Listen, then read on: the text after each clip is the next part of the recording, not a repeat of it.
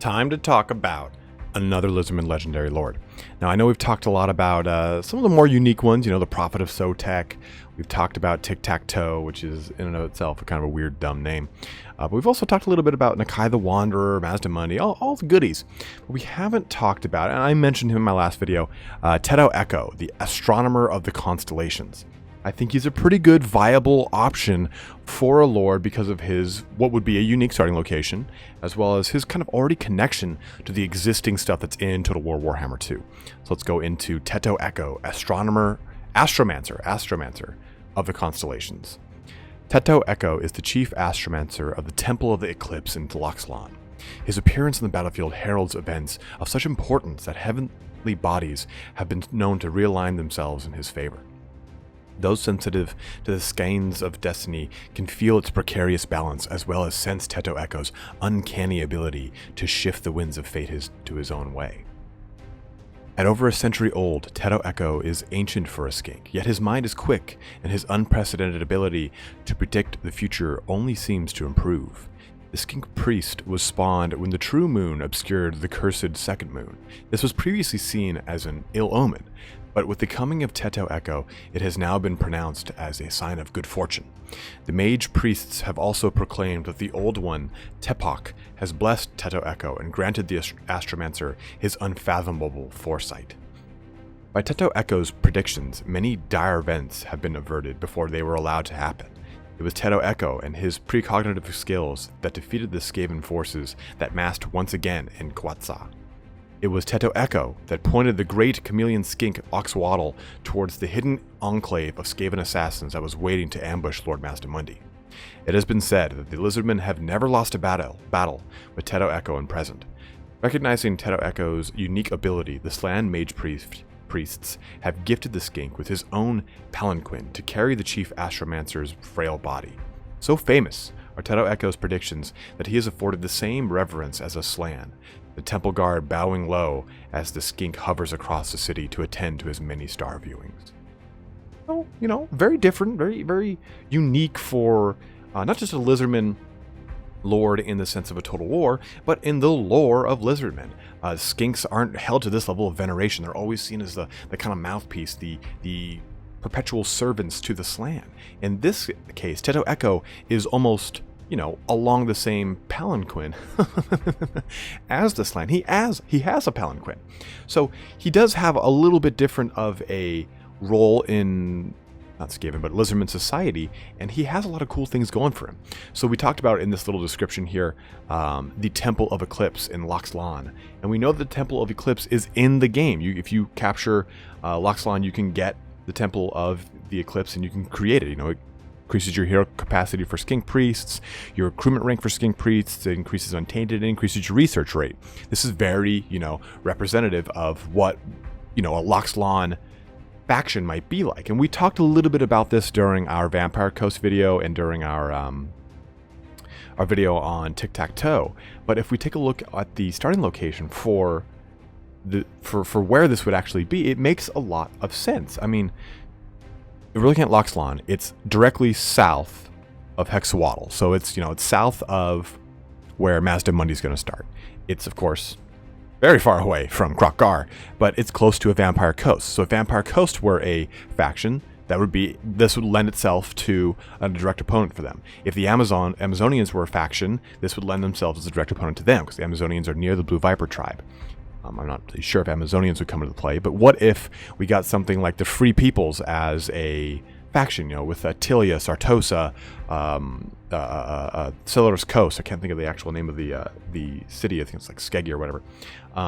But having them as factions, you'd have more actual options or other factions around them that could play in, say, a head-to-head campaign, not hinting towards that one, I'm going to release a turn at all.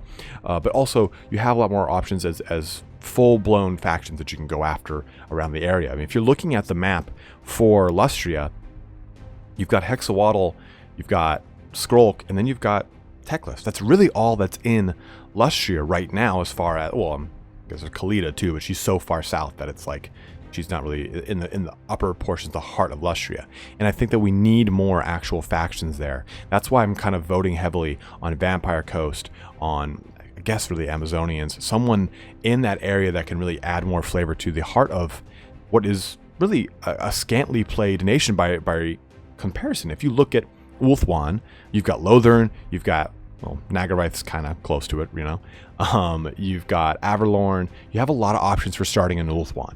If you look at Nagaroth, you've got obviously all of the Dark Elves. You've got Tretch, you've got the Tomb Kings that you can start there. Now you've got Alithanar himself. Then if you look at, you know, the Southlands, you've got every single Tomb King pretty much. And then you've got tons of Lizardmen. You've got so many options, including, you know, Queek himself. So Lustria needs more starting locations. And if it's not going to be Sotek, which would obviously start right there smack dab in the center of Lustria, it needs to be another legendary lord of the Lizardmen that would start there. And it makes a lot of sense that Tetto'eko would start at Loxlon at the northern portion of Lustria. Now that I've gotten that out of the way, let's talk a little bit about his special rules and his magic items. So he's kind of like a discount Slann Mage Priest. He's a level 2 wizard in the lore, which means absolutely nothing in the grand scheme of Total War Warhammer, but he uses the lore of heavens.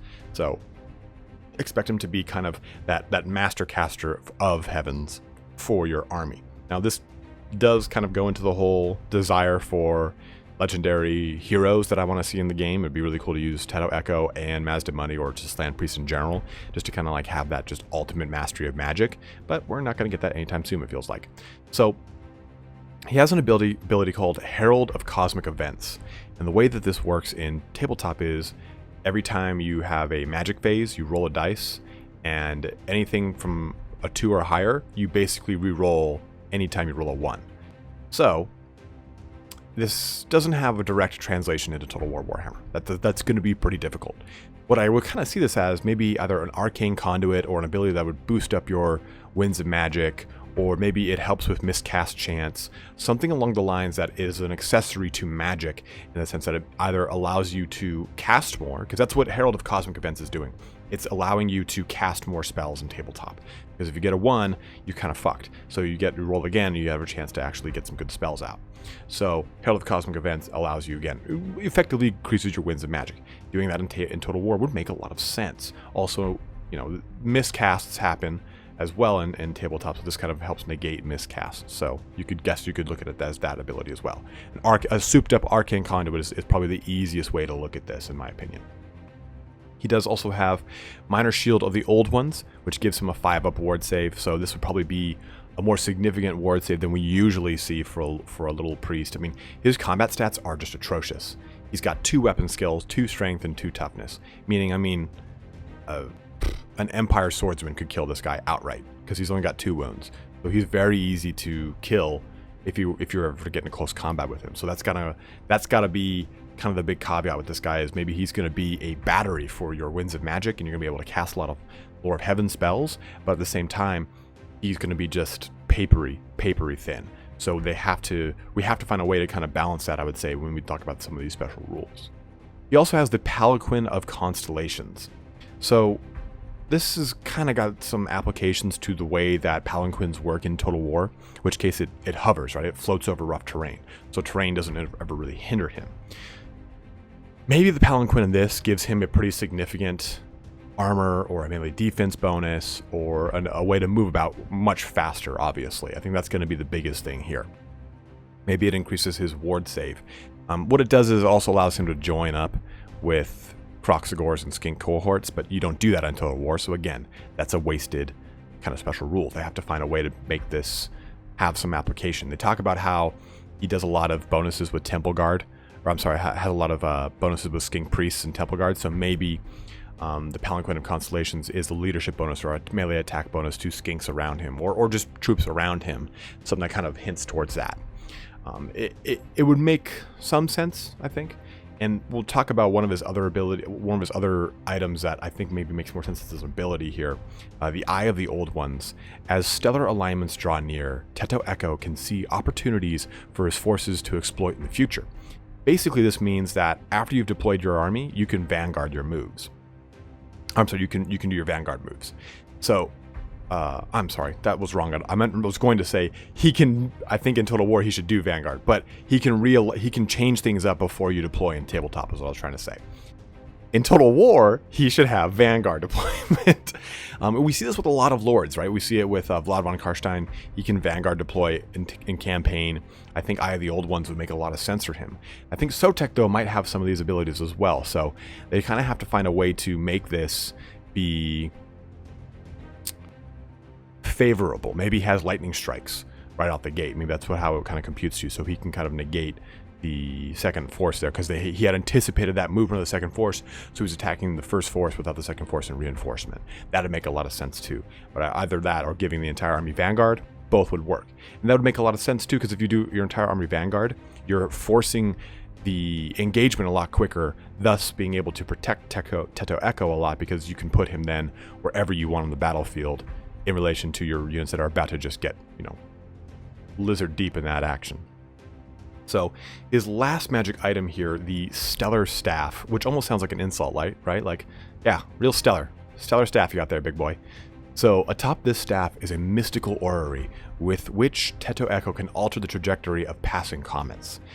Kind of a cool ability, allows him to re-roll the chance to have a comet of Cassandra land. Since we don't, Cassandora, sorry. Since we don't worry about that in Total War, it always lands whenever you cast a spell.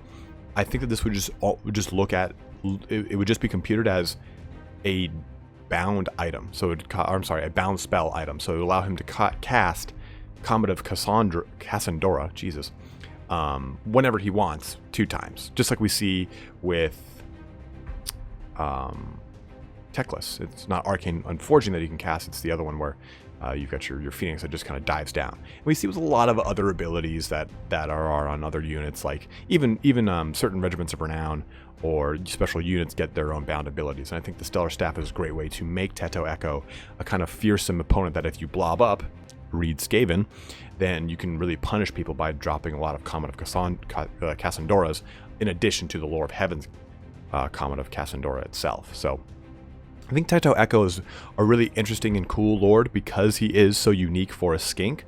Tiktak'to is kind of different, but for the most part, you're just going to see a skink on a pterodon, which we already see. I mean, you look at Oxwaddle, it's just a chameleon skink.